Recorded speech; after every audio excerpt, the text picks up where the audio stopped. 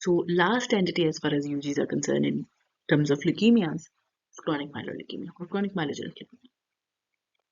Now you have to remember कि हमारी haematolymphoid neoplasm की WHO क्लासिफिकेशन है. हर ऑर्गन सिस्टम की एक WHO क्लासिफिकेशन है of the tumours of neoplasms, right?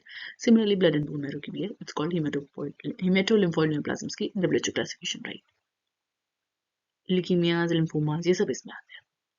इसमें एक एंटिटी आती है जिसका नाम है MPN या माइलोप्रोलिफरेटिव न्यूप्लाज्म्स. एक एंटिटी आती है माइलोडिस्प्लास्टिक न्यूप्लाज्म्स. माइलोप्रोलिफरेटिव न्यूप्लाज्म्स में वैसे तो 7 एंटिटीज आती हैं according to the latest update, but for UG purpose 4 entities आती हैं. पहली आती है क्रॉनिक माइलॉइड या myelogenous leukaemia, second polycythaemia vera, essential thrombocythaemia, thrombocytosis या थ्रोम्बोसाइटोपिनिया नहीं है, एसेंशियल थ्रोम्बोसाइथीमिया, और लास्ट है प्राइमरी माइलोफाइब्रोसिस.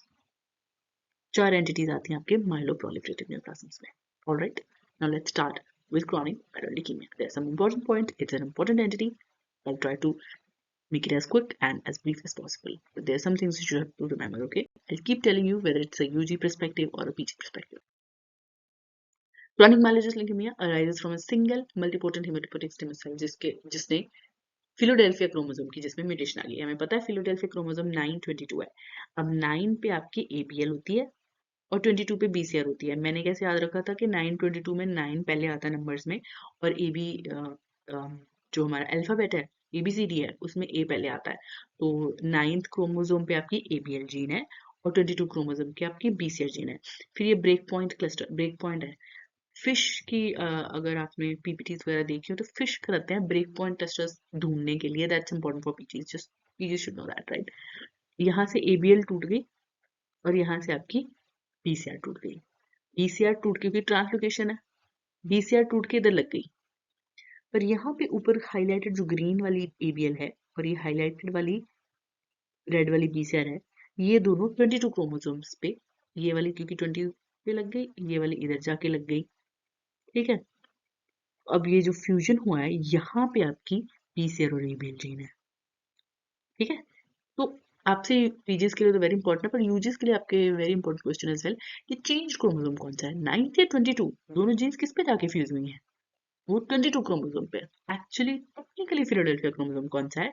22 क्रोमोसोम, क्योंकि बीसर और बेल्सन का फ्यूजन जो फ्यूज्ड प्रोडक्ट है वो 22 क्रोमोसोम पे लगा हुआ है. कैरियोटाइपिंग करते हैं तो उसमें आपको ट्रांसलोकेशन वेरी इजीली मिल जाती है. ठीक है, और फिश करते हैं. ठीक है, फिश का मैंने बताया कि फ्यूजन सिग्नल आपको दिख जाता है ट्रांसलोकेशन का, और फिर ये नेक्स्ट जीनोम सीक्वेंसिंग है. Little bit too much, PGs के लिए ज्यादा इंपॉर्टेंट है ये.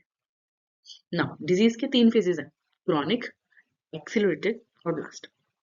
पर ये लेटेस्ट जो WHO का है उसमें ये चेंज्ड है.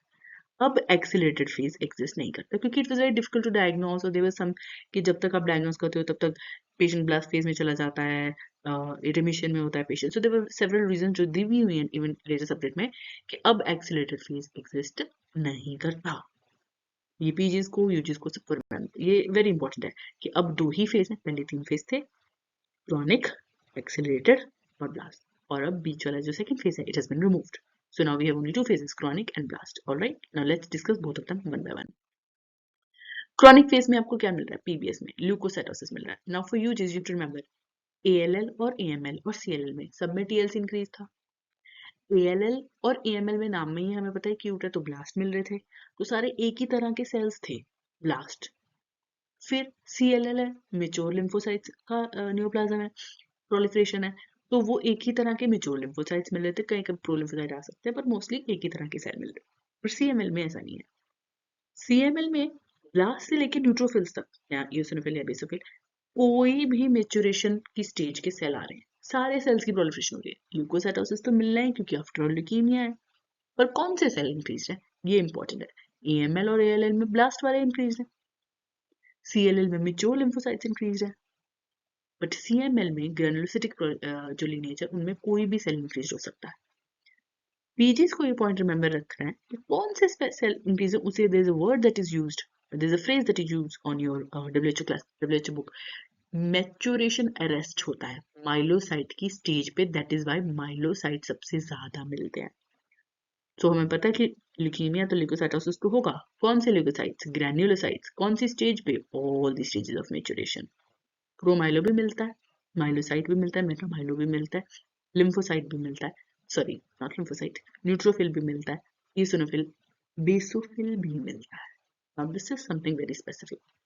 ब्लास्ट भी मिल सकते हैं, बेसोफिल भी मिल सकता है, मतलब हर स्टेज का कुछ भी मिल सकता है। ईओसिनोफिल भी मिलता है, मोनोसाइट भी मिलता है। इसमें सीएमएल में एनीमिया होता है, ये याद रखना। माइल्ड होता है पर होता है। प्लेटलेट काउंट नॉर्मल हो सकता है या फिर बढ़ा भी हो सकता है।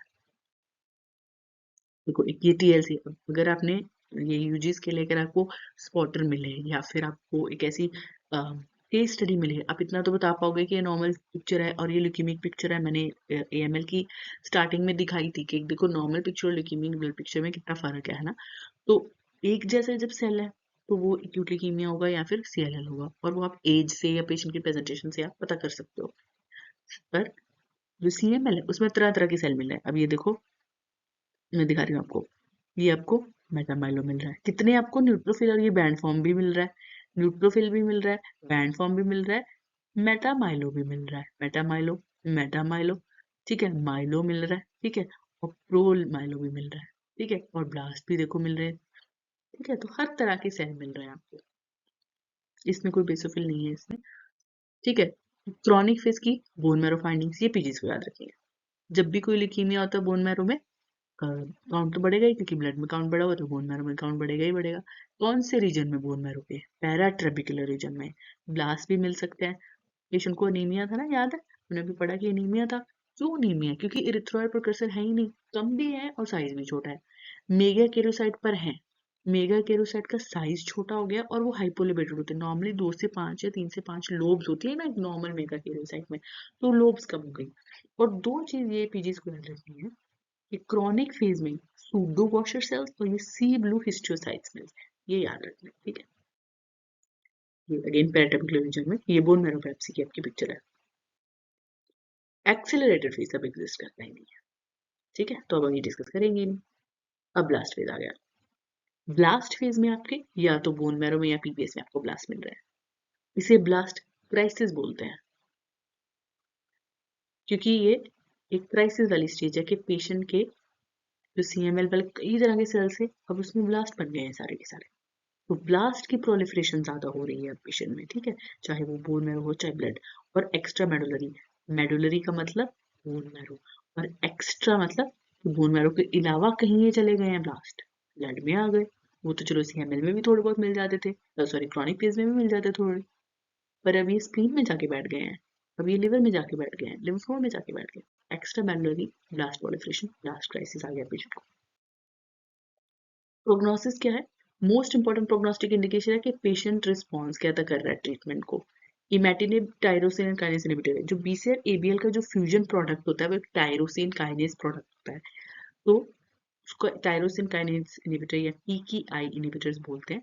उनमें से एक क्लासिक है टीकेआई इनहिबिटर्स, टीएनआई टायरोसिन काइनेस इनहिबिटर टिनिब, ये इमेटिनिब है, ठीक है। इमेटिनिब क्लासिक है, 70 to 90% पेशेंट में कंप्लीट साइकोलॉजिकल रिस्पॉन्स आता है, सर्वाइवल ठीक ही है इसका। इसका ये पीजीज के लिए कि डीडीसीएमएमएल, जेएमएमएल और एटिपिकल सीएमएमएल, एटिपिकल सीएमएल है।